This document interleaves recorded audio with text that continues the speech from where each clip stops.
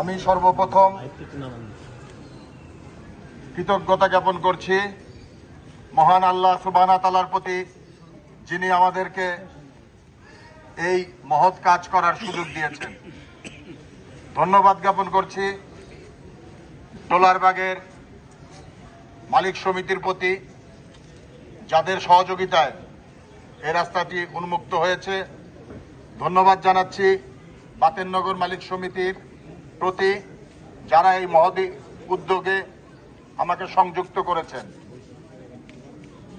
সম্মানিত এলাকাবাসী, আমরা সুন্দর এবং সত্যের পক্ষে।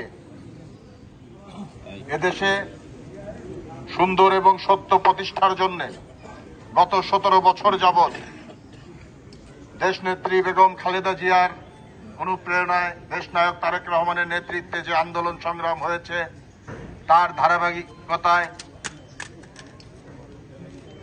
বিগত জুলাই বিপ্লবের মাধ্যমে আমরা এই নতুন স্বাধীনতা পেয়েছি। সেই জুলাই বিপ্লবের অন্যতম সিপাহ সালোয়ার শহীদ আব্দুল্লাহ কবির, আমাদের ভাই, অত্র মিরপুরের কৃতি সন্তান আব্দুল্লাহ কবিরের স্মৃতিকে ধারণ করার জন্য, তার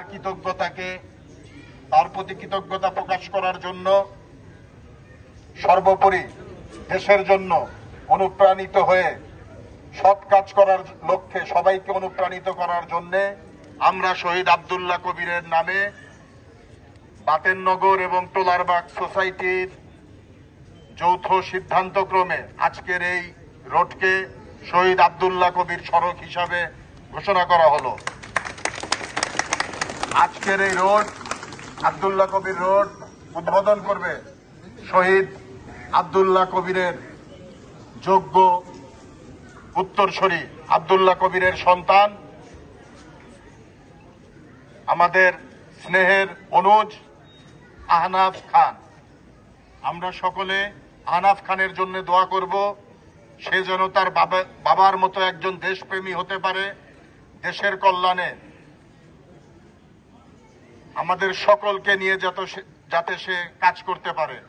আপনাদের সকলের কাছে বিএনপির ভারপ্রাপ্ত চেয়ারম্যান দেশনায়ক তারেক রহমানের পক্ষ থেকে আমি একটি সুন্দর এবং সঠিক বাংলাদেশ গড়ার প্রত্যয় ব্যক্ত করছি। বিএনপির চেয়ারপারসন দেশনেত্রী বেগম খালেদা জিয়ার জন্য দোয়া কামনা করছি। আমরা সকলেই ইনশাল্লাহ একসাথে একসঙ্গে এই সমাজের সঠিক পথ বাস্তবায়নের জন্য কাজ করব। আমি আপনাদের সকলের দোয়া প্রার্থী, আমি আপনাদের সকলের সাহায্য চাই, সকলের সাথে থাকতে চাই, সকলের পাশে থাকতে চাই, সমাজের কাজ করার জন্য, অন্যায়ের প্রতিবাদ করার জন্য এবং ন্যায়ের পাশে দাঁড়ানোর জন্য। আসসালামু আলাইকুম ওয়া রাহমাতুল্লাহি ওয়া বারাকাতুহু।